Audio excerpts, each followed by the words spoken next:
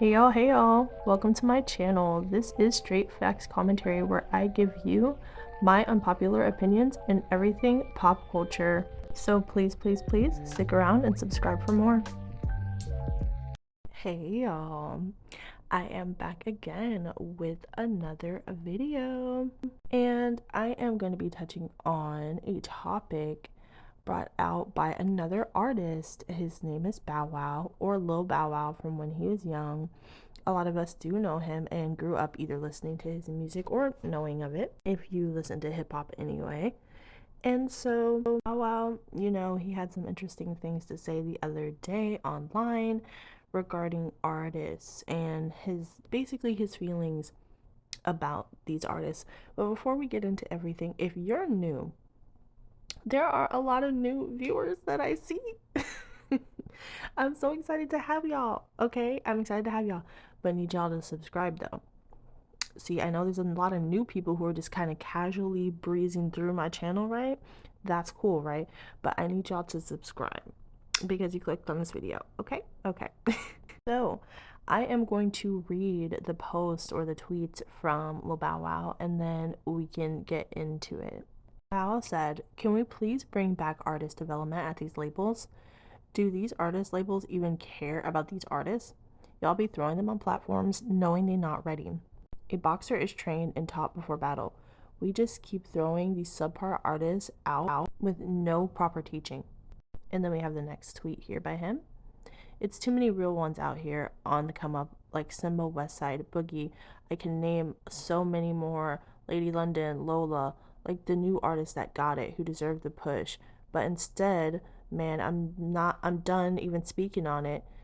Haha, shit be getting me hot. Stop pushing that BS on us. The fans are waking up and hip hop is about to change for the better. Stay in the house if you plan and move over and let the real ones play." Ooh, okay. Bow Wow is kind of eating the game up. Eating the current game up for real. But all right, let's get into the last tweet. "They can't talk. I don't understand what the F they saying. Be dry as hell in interviews. Y'all know I take the stage serious. I don't even want to get on their stage presence. Rapping over vocals, shit is sloppy out here, man. We gotta clean this shit up. Get better or get the fuck out the way." Okay, Bow Wow is out here spitting facts. All right. He said some crazy stuff, right? That is bound to like be controversial to some, but he wasn't saying anything that was incorrect, in my opinion. We see what the music industry, especially hip hop nowadays, prioritizes, which is capitalizing off of virality. Which I don't think there's anything wrong with capitalizing off of virality, but for the most part, the artist isn't shaped into a proper artist from there.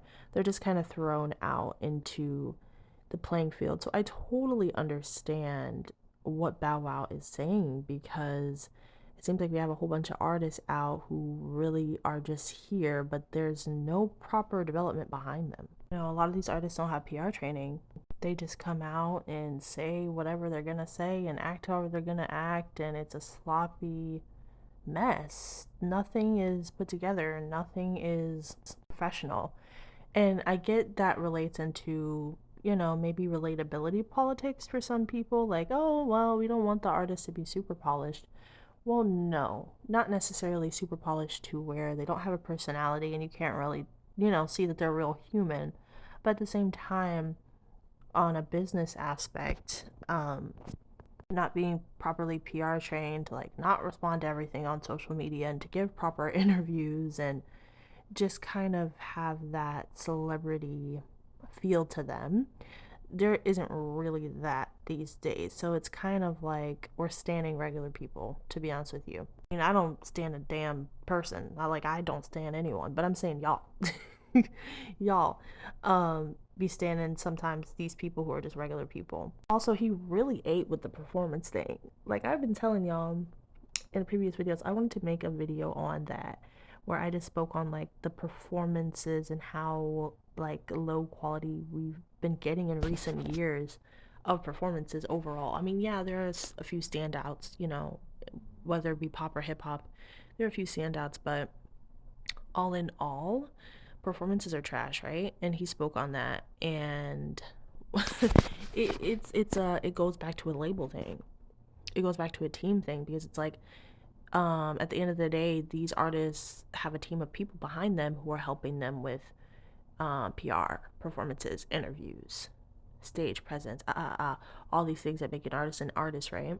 So it goes back to their team. Like, what is our team doing? Why are these performances so trash? Probably because their team isn't putting together the appropriate stuff for them to be doing.